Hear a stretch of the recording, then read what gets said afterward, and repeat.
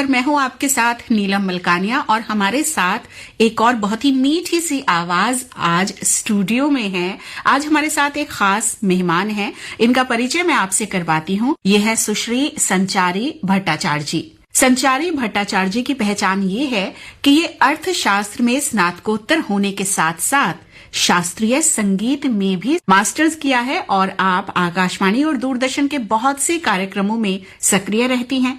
साथ ही संगीत साक्षी सम्मान और सुर साधिका सम्मान जैसे कई सम्मान आपको प्रदान किए गए हैं और आप स्वरांजलि संगीत और नृत्य विद्यालय की प्रमुख भी हैं। संचारी जी, आपका बहुत बहुत स्वागत हमारे स्टूडियो में। बहुत बहुत धन्यवाद आपका। जैसा कि हमने अभी बताया आपके परिचय में कि संगीत से जो है आपका जुड़ाव है और जैसे ही गीत संगीत की बात आती है तो हम तो वैसे ही खुश हो जाते हैं और मैं उम्मीद करती हूँ कि जो हमारे श्रोता हैं वो भी ये परिचय सुनकर ही गदगद हो गए होंगे, क्योंकि हमें पता है कि जब भी हम शास्त्रीय संगीत की बात करते हैं तो बेहद रोचक बातें हमें जानने को मिलेंगी। तो हमारा वही सवाल, रिचुअल क्वेश्चन हम इसे कहते हैं, जो कि हम हर संगीत प्रेमी से करते हैं और हमारे यहाँ जितने भी गायक आते हैं या वाद्य यंत्र बजाते हैं अलग अलग कलाकार, उनसे हम ये पूछते हैं कि आपका रुझान इस ओर कैसे हुआ। ये सवाल मेरे दिल के बहुत करीब है, क्योंकि हम अक्सर ये मानते हैं कि जो शास्त्रीय संगीत है उसका जो लगाव है वो ईश्वर से माना जाता है जी। और मैं इस बात को सच में बहुत मानती हूँ, क्योंकि मुझे लगता है कहीं ना कहीं ये मेरी किस्मत में जुड़ा था जी। ईश्वर की देन थी कि मुझे इस क्षेत्र में आना है। मैंने संगीत नहीं चुना, संगीत ने मुझे चुना, ऐसा मुझे कई बार महसूस होता है। अगर मैं अपने इस रुझान के बारे में बात करूं तो मेरे परिवार में भी संगीत है। मेरे दीदी, मेरे बड़े भैया तबले के वो भी बहुत ही पारंगत एक आर्टिस्ट हैं और मेरी बड़ी दीदी वो भी ऑल इंडिया रेडियो कोलकाता से हैं, ग्रेडेड। तो जैसा कि मैं आपसे कह रही थी, मेरे गुरुजी पंडित भोलानाथ मिश्र जी, जो बनारस घराने के एक बड़ी हस्ती हैं जी, उनका महीने में एक दिन मेरे घर, मतलब पश्चिम बंगाल में रायगंज एक जगह है और वहां पे वो आया करते थे। कलकत्ता से ओवरनाइट जर्नी करके महीने में एक दिन आया करते थे मेरी दीदी को सिखाने, और वहां पे और भी थे सबको सिखाने के लिए। और ये मैं बात कर रही हूँ मेरे जन्म से भी पूर्व की बात है। तो कहीं ना कहीं शायद मेरी किस्मत में लिखा गया था कि ऐसे गुरु के सानिध्य में मुझे आना है। उसके बाद फिर गुरुजी भी यहाँ दिल्ली में आए, वो भी आकाशवाणी में आए हैं और कई साल ऐसा हुआ कि हमारा उतना ज्यादा उनसे बातचीत नहीं हुई थी, क्योंकि होता है कि सब अपने अपने काम में व्यस्त हो जाते हैं। मेरे पिताजी भी सेंट्रल गवर्नमेंट के ही एम्प्लॉय हैं, अभी तो रिटायर्ड हैं खैर, तो वो भी जॉब में अपना बिजी और सब। तो करीबन मैं शायद दूसरी या तीसरी कक्षा में थी, तो शास्त्रीय संगीत का एक कार्यक्रम था यहीं दिल्ली में। तो मेरे पिताजी ने देखा अचानक कि प्रोग्राम का लिस्ट और गुरुजी का नाम था, तो उन्होंने कहा कि चलो जरा प्रोग्राम उनका सुन के आते हैं, इसी बहाने मिलना भी हो जाएगा इतने सालों बाद। और गुरुजी का बड़प्पन ये था कि इतने साल बाद भी जैसे ही प्रोग्राम खत्म हुआ वो मिले, एक नजर में पापा को उन्होंने पहचाना और बातचीत हुई और उन्होंने ऐसे ही बातों बातों में अपना कार्ड दिया कि कभी मिलना होगा ऐसे करके। तो वो कार्ड संभाल के मेरी मम्मी ने रख दिया था जी। तो वही, जैसे मैंने आपसे कहा ना, किस्मत में है तो आपकी चीजें अपने आप आपके पास आएंगी। फिर बात काफी अलग हो गई। मतलब मेरा बचपन में पता नहीं क्यों आज भी नृत्य के प्रति काफी एक शौक है, स्पेशली कथक के लिए। तो मुझे लगता था कि मैं कथक सीखूंगी और अभी भी कभी कभी समय मिलता है तो मैं नृत्य प्रस्तुत कर देती हूँ। तो लेकिन मेरे माता पिता को था कि नहीं, हम इसे शास्त्रीय संगीत में ही आगे कोशिश करेंगे कि जितना हो सके जी ले जाएं। फिर वही बात, फिर थोड़ा गैप हो गया, फिर पढ़ाई और ये वो सब कुछ करके फिर जब मैं 13 साल की थी तो तब लगा मेरे माता पिता को कि अब इसको बाकायदा इसकी शिक्षा हमें शुरू कर देनी चाहिए। फिर वही कि कहाँ सिखाना अच्छा रहेगा, बहुत जगह बहुत लोगों से बातचीत की, सब कुछ किया। अचानक मेरी मम्मी को याद आया कि गुरुजी का वो कार्ड जो उन्होंने संभाल के रखा था। तो हमने कोई फॉर्मेलिटी नहीं की, फोन नहीं किया, कुछ नहीं किया, सीधे उनके घर पहुंच गए। संडे का दिन था, सीधे उनके घर पहुंच गए और पहुंचकर बातचीत हुई और उनसे फिर हमने रिक्वेस्ट किया कि अगर वो थोड़ा सा अपना समय दे सकें और मेरे ऊपर आशीर्वाद रख सकें अपना। बहुत सोचकर उन्होंने कहा ठीक है, मैं जरूर सिखाऊंगा, लेकिन रविवार को सुबह 8 बजे। मतलब रविवार सभी का बहुत ही एक छुट्टी वाला दिन है, स्पेशली यहाँ दिल्ली का जो माहौल है, पूरे हफ्ते सब अपने काम में बिजी रहते हैं, हर कोई संडे के लिए वेट करता है जी। तो उन्होंने कहा अगर रविवार को सुबह 8 बजे, और गुरुजी की एक बात है कि वो बहुत समय के पाबंद हैं, 8 मतलब 8 से अगर 2 मिनट भी ऊपर हुआ तो उनको अच्छा नहीं लगता। उस बात को हम भी पूरी तरीके से कोशिश करते थे कि कैसे भी करके, चाहे धूप हो, बादल हो, कुछ भी हो, हमें 8 बजे पहुंचना है। मतलब सुबह जाके मैं म्यूजिक रूम का दरवाजा खोल के मैं बैठी हूँ, गुरुजी को पता है कि संचारी आ गई है। तो उसके बाद ऐसा हुआ कि संडे की वो जो नींद वाली जो बात थी, वो हमें कोई मायने नहीं रखती थी। क्लास है वो हमारे लिए टॉनिक का काम करता था। मतलब मैं पूरे हफ्ते, चाहे मेरे स्कूल का कुछ भी रूटीन, क्योंकि तब मैं स्कूल में थी, स्कूल का कुछ भी रूटीन है, एग्जाम है, कुछ भी है, मेरा इंतजार हमेशा रहता कि संडे की क्लास है जी। वो मुझे एनर्जी देती थी पूरे हफ्ते के लिए। और आप विश्वास नहीं करेंगी, मैं ये बात सभी के लिए और स्पेशली उन लोगों के लिए जो म्यूजिक सीख रहे हैं, उनके लिए मैं कहना चाहूंगी, क्या होता है कि अक्सर थोड़ी सी भी अगर क्लास बड़ी हो जाए तो बच्चे एवं माता पिता, उनको ये लगने लगता है कि अब हम पढ़ाई पे पूरा फोकस करें। म्यूजिक की क्लास है, अच्छा आज हम छुट्टी कर लेते हैं, कल ना एग्जाम है। ये बहुत कॉमन बात है जी। मैंने एक चीज खुद नोटिस किया है, अगर आप टाइम मैनेज करके चल सकती हैं, आप जिंदगी में कुछ भी हासिल कर सकती हैं। मैं अगर अपना एग्जाम्पल दूं, मेरे 10th के जब बोर्ड्स थे, मंडे से मेरे बोर्ड एग्जाम स्टार्ट थे, मैंने संडे भी जाके क्लास करी है जी। गुरुजी ने मुझे मना किया, गुरुजी ने कहा कि संचारी तुम्हारे कल से बोर्ड एग्जाम स्टार्ट है, तुम संडे मत आना, बाद में कभी। मैंने कहा नहीं गुरुजी, मैं अगर नहीं आऊंगी ना तो शायद मेरा एग्जाम खराब हो जाएगा जी। क्योंकि मुझे वो दिल में रहेगा कि मैंने आज क्लास मिस करी है। 12th मेरा साइंस स्ट्रीम था, मेरा था science with economics. It was like PCM, physics chemistry maths with economics. तो वहां भी एक प्रोग्राम था तब, क्योंकि बोर्ड एग्जाम्स वही फरवरी मार्च में होते हैं, तो एक होली का प्रोग्राम था। तो ऐसे ही गुरुजी ने कहा था कि उनका प्रोग्राम है, उनके साथ उनके शिष्य गाएंगे। मैंने पहले हाथ खड़ा कर दिया, मैंने कहा मुझे गाना है आपके साथ। तो गुरुजी कहते कि ठीक है। तो ज्यादा उन्होंने कुछ कहा नहीं, उनको पता है मैं बोलूंगा तो ये सुनेगी तब भी नहीं, क्योंकि ये जिद पे आ जाएगी कि नहीं मुझे आना है। तो तब भी ऐसा था, मेरा केमिस्ट्री का एग्जाम 12वीं का, फिर भी मैं गई, प्रोग्राम अटेंड किया, और भगवान की दया से न मार्क्स पे उसका कोई फर्क पड़ता है न कुछ। तो वो आपके ऊपर है। मुझे पहले से पता होता था कि मैं अगर उस दिन प्रोग्राम में जा रही हूँ या क्लास में जा रही हूँ तो मेरे दिन का इतना घंटा मेरा वहां पे ऑक्यूपाइड रहेगा, तो मैं उसके बदले में पहले कुछ दिनों में मैं एक्स्ट्रा अपना काम करके रख लूं।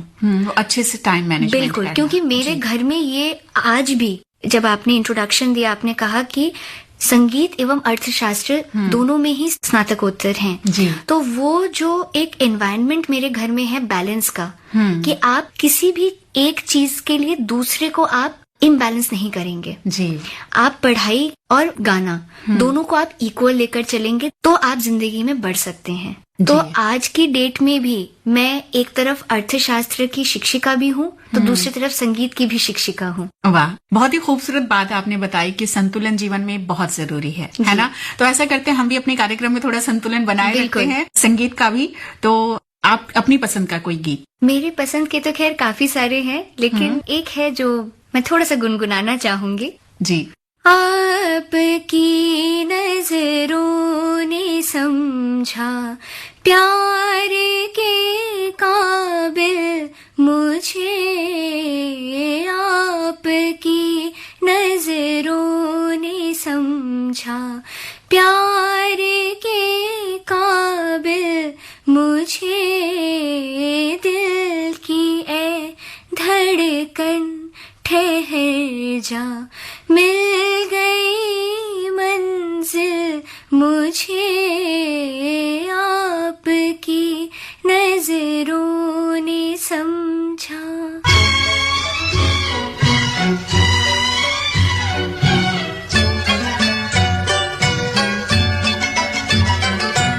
जी हमें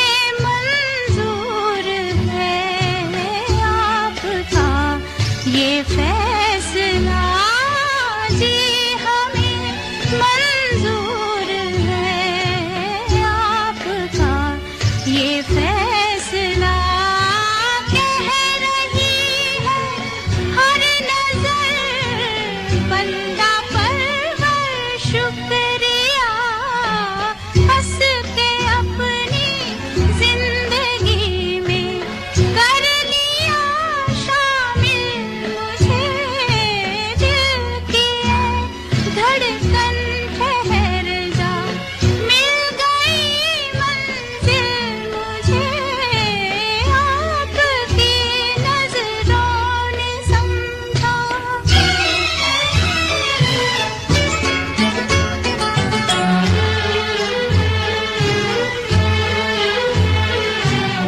आपकी मंजिल हूँ मैं मेरी मंजिल आप है आपकी मंजिल हूँ मैं मेरी मंजिल आप है क्यों मैं तूफान से डरूं मेरा साहिल आप है कोई तूफानों से कह दे मिल गया साहिल मुझे दिल की धड़कन ठहर जा मिल गई मंजिल मुझे आपकी नजरों ने समझा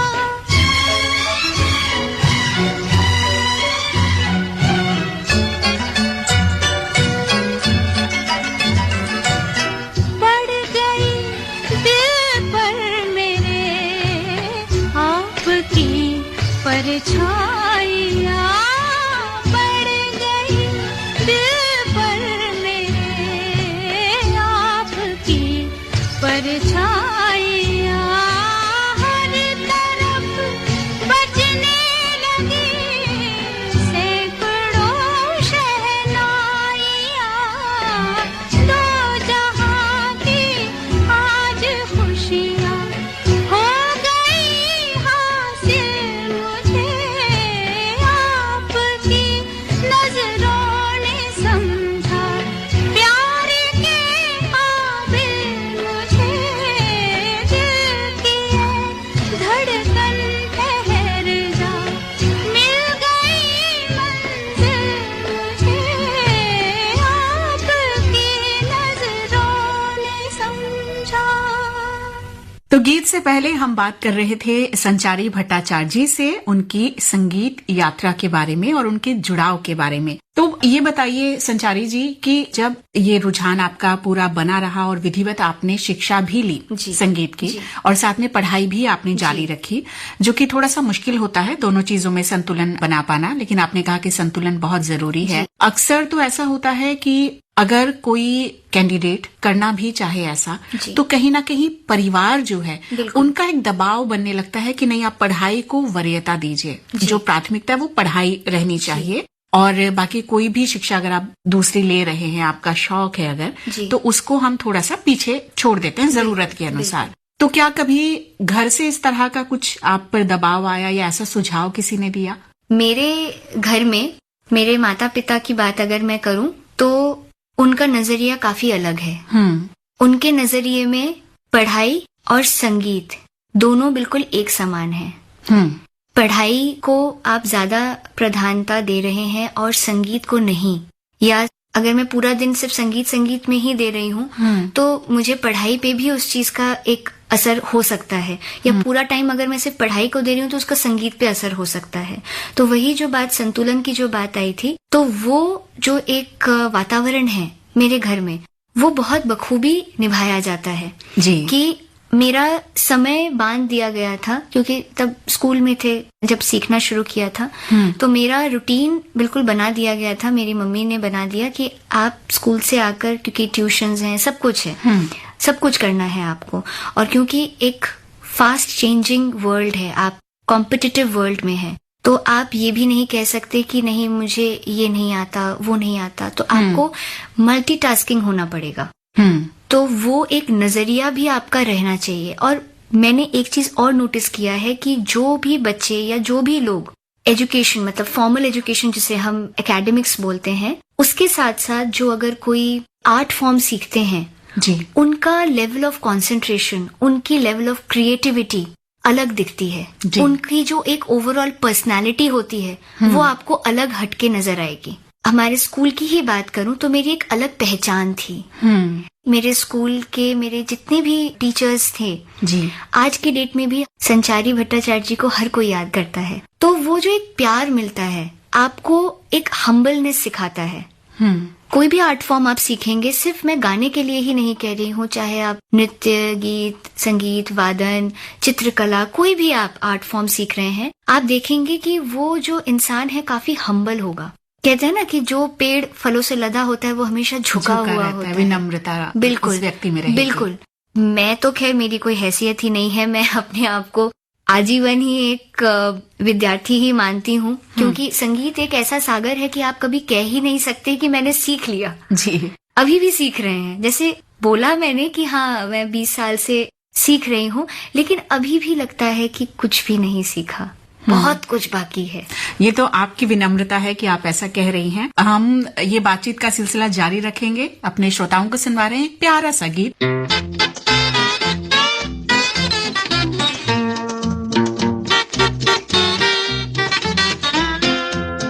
ये चांद सा रोशन चेहरा, जुल्फों का रंग सुनहरा, ये झील सी नीली आंखें, कोई राज है इनमें गहरा। तारीफ करूं क्या उसकी जिसने तुम्हें बनाया।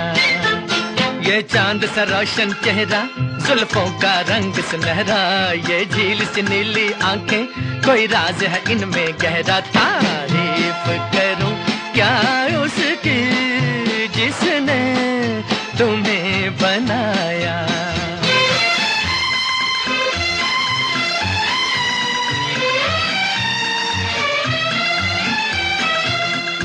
एक चीज कयामत भी है, लोगों से सुना करते थे, तुम्हें देख के मैंने माना, वो ठीक कहा करते थे, वो ठीक कहा करते थे। है चाल में तेरी जालिम कुछ ऐसी बला का जादू, 100 बार संभाला दिल को पर हो के रहा बेकाबू। तारीफ करूं क्या उसकी जिसने तुम्हें बनाया। ये चांद सा रोशन चेहरा, जुल्फों का रंग सुनहरा, ये झील सी नीली आंखें, कोई राज है इनमें गहरा। तारीफ करूं क्या उसकी जिसने तुम्हें बनाया।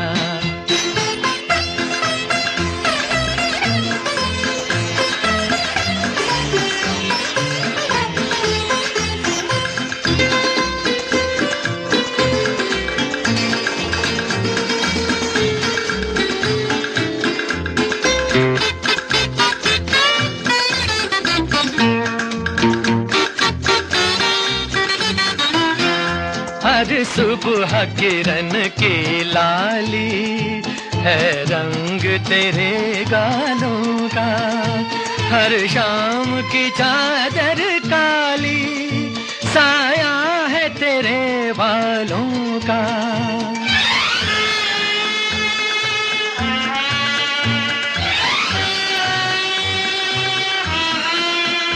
हर सुबह किरण की लाली है रंग तेरे गालों का, हर शाम की चादर काली साया है तेरे बालों का, साया है तेरे बालों का।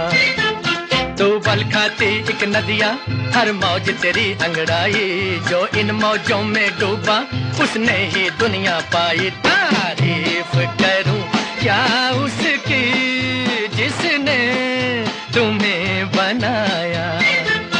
ये चांद सा रोशन चेहरा, जुल्फों का रंग सुनहरा, ये झील सी नीली आंखें, कोई राज है इनमें गहरा। तारीफ करूं क्या उसकी जिसने तुम्हें बनाया।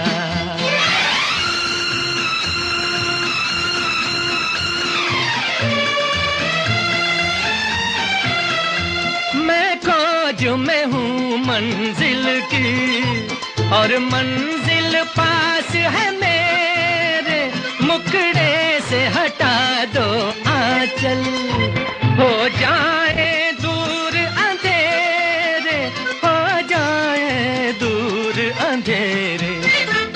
माना कि ये जलवे तेरे कर देंगे मुझे दीवाना, जी भर के जरा मैं देखूं अंदाज तेरा मस्ताना। तारीफ करूं क्या उसकी जिसने तुम्हें बनाया, ये चांद सा रोशन चेहरा, जुल्फों का रंग सुनहरा, ये झील सी नीली आंखें, कोई राज है इनमें गहरा। तारीफ करूं क्या उसकी जिसने तुम्हें बनाया, तारीफ करूं क्या उसकी जिसने तुम्हें बनाया। अब तो आप संगीत की शिक्षा देती भी हैं। जी जी। तो किस तरह का अनुभव रहा है ये जो बदलता दौर है, जिसमें हम कहते हैं कि नई पीढ़ी जो है वो कहीं ना कहीं गैजेट्स में उलझी हुई है, और नेट सेवी भी ऐसे में बहुत ज्यादा है, अलग अलग तरह की चीजें सीख रहे हैं, नई नई चीजें कर रहे हैं। बिल्कुल। तो अगर आप तुलना करती हैं तो आज से 20-25 साल पहले जो शिष्य होते थे उनका जो रवैया होता था और जो आज है, तो इस तुलना में आप क्या पाती हैं? देखिए, ऐसा तुलना मैं करना नहीं चाहूंगी, क्योंकि दौर बदल रहा है, बदलाव आ रहे हैं।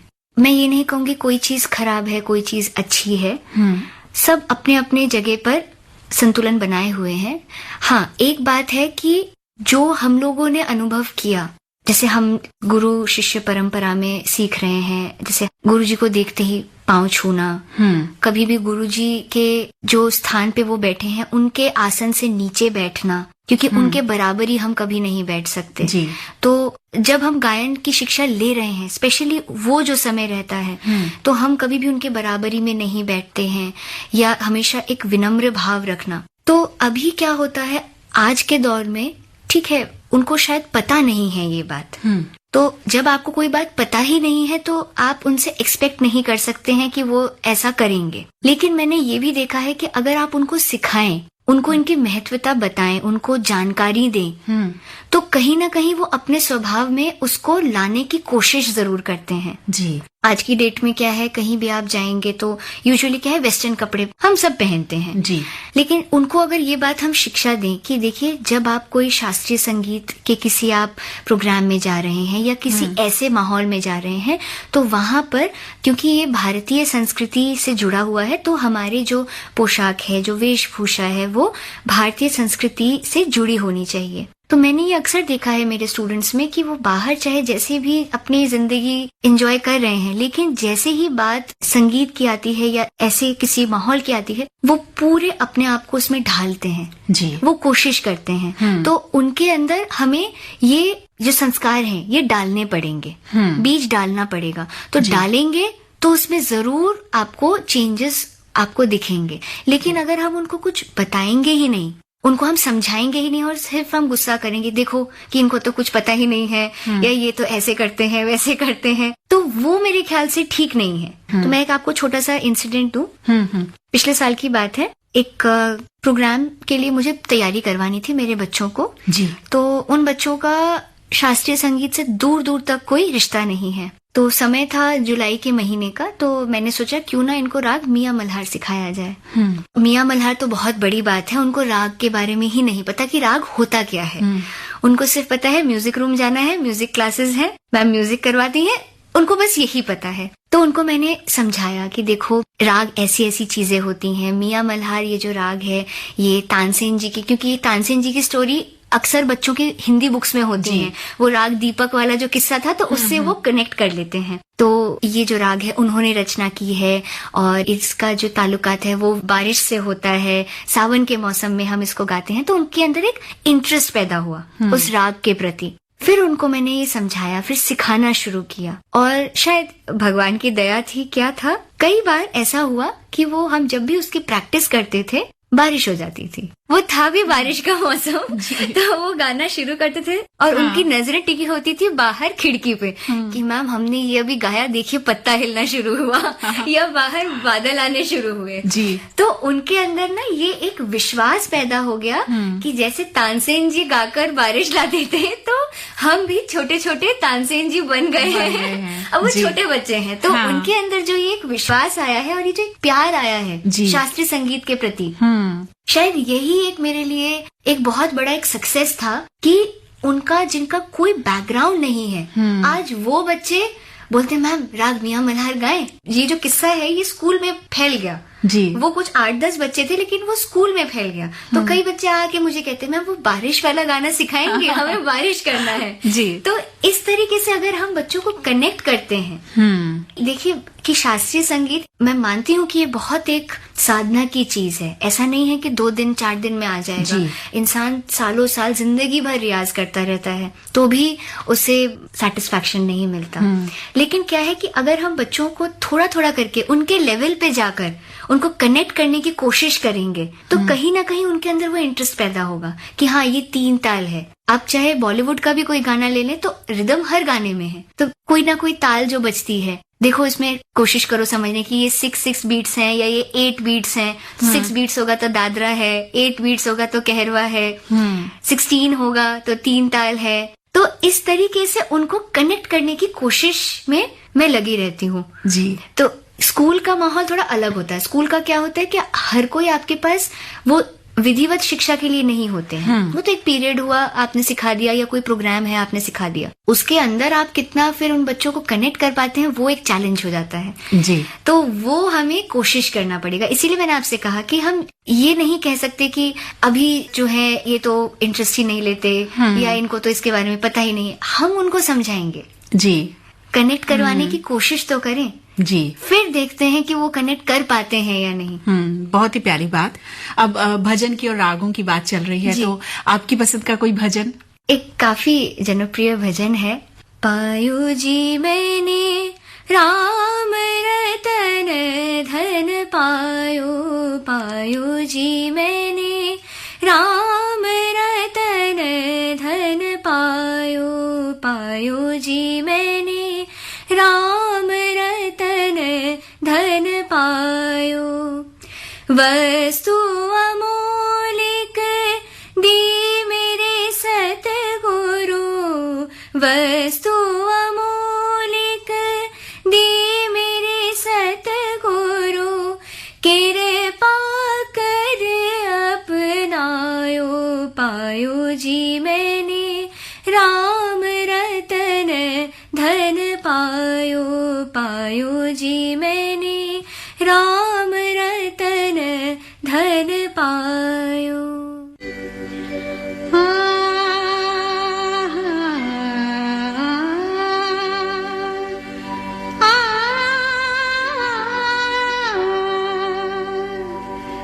पायो जी मैंने राम रतन धन पायो, पायो जी मैंने राम रतन धन पायो, पायो जी मैंने वस्तु अमोलिक दी मेरे सतगुरु, वस्तु अमोलिक दी मेरे सतगुरु, कृपा कर अपनायो, पायो जी मैंने कृपा कर अपनायो, पायो जी मैंने राम रतन धन पायो, पायो जी मैंने राम रतन धन पायो।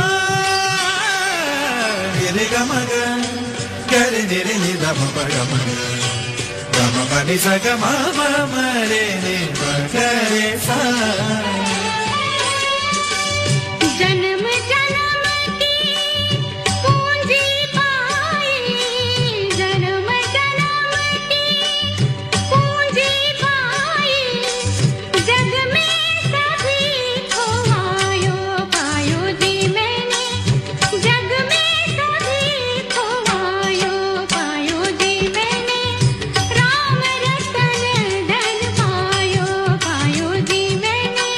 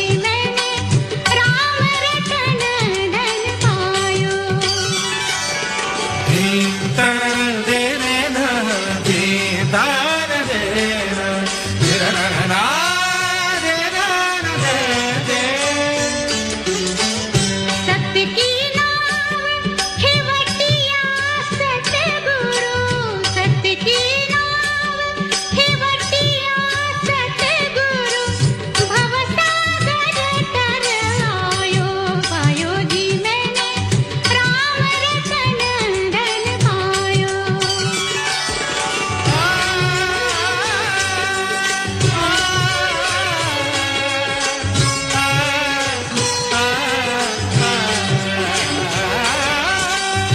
मीरा के प्रभु गिरधर नागर, मीरा के प्रभु गिरधर नागर, हरख हरख जस गायो, पायो जी मैंने हरख हरख जस गायो, पायो जी मैंने राम रतन धन पायो, पायो जी मैंने राम रतन धन पायो, पायो जी मैंने राम रतन धन पायो।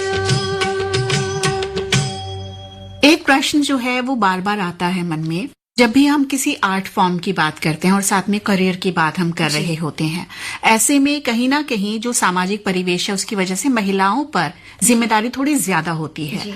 और विवाह के बाद क्योंकि दो परिवारों की जिम्मेदारी है, साथ में जो आप काम कर रही हैं वो भी है, और अगर कोई आर्ट फॉर्म साथ में है तो वो भी है, तो एक तरह से 4 हिस्से तो ये हो ही गए।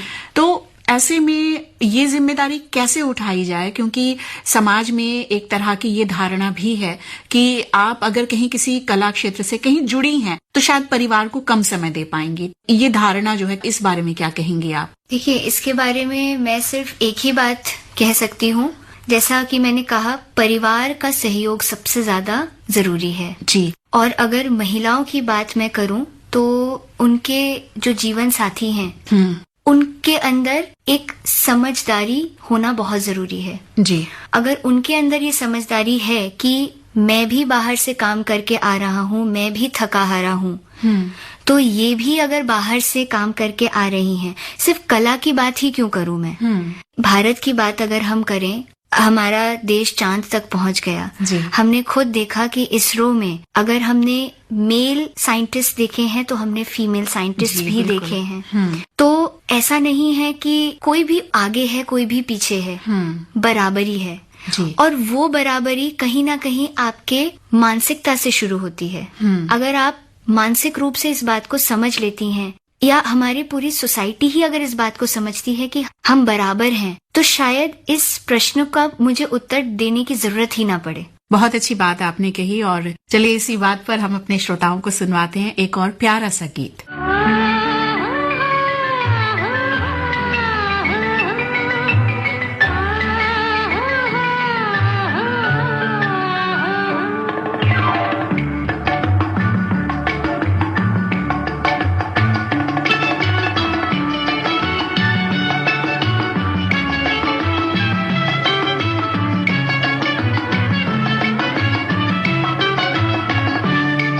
ऐ दिल मुझे बता दे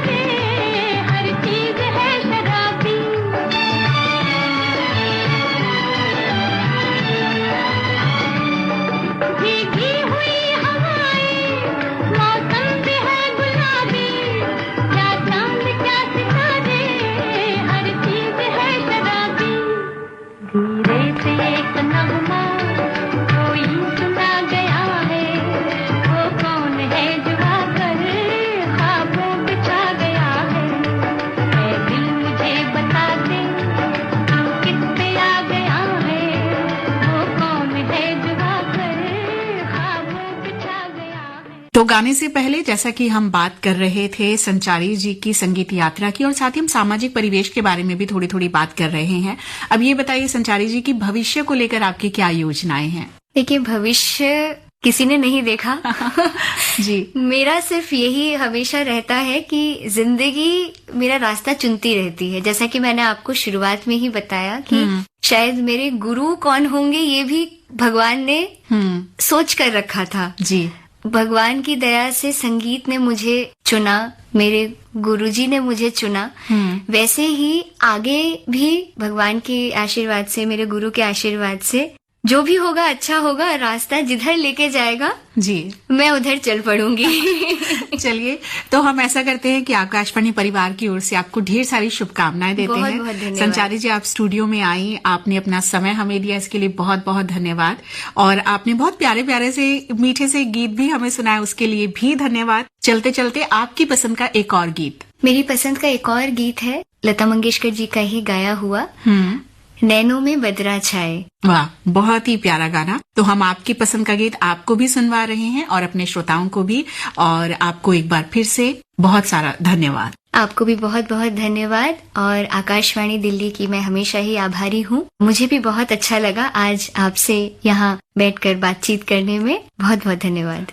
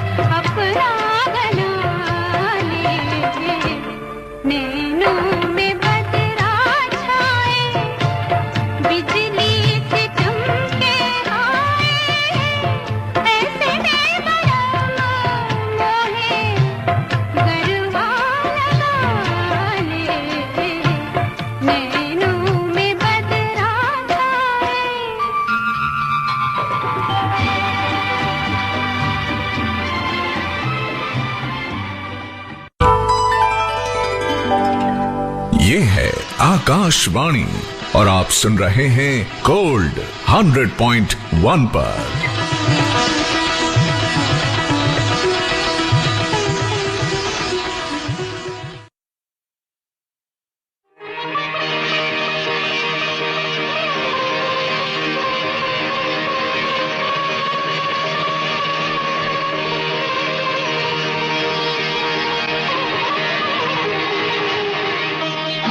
इतना तो याद है मुझे, ओ इतना तो याद है मुझे, हाय इतना तो याद है मुझे कि उनसे मुलाकात हुई। इतना तो याद है मुझे कि उनसे मुलाकात हुई। बाद में जाने क्या हुआ, ओ बाद में जाने क्या हुआ, हाय बाद में जाने क्या हुआ, ना जाने क्या बात हुई। बाद में जाने क्या हुआ, ना जाने क्या बात हुई। इतना तो याद है मुझे, ओ इतना तो याद है मुझे, हाय इतना तो याद है मुझे कि उनसे मुलाकात हुई। बाद में जाने क्या हुआ, हाय बाद में जाने क्या हुआ, ना जाने क्या बात हुई। इतना तो याद है मुझे।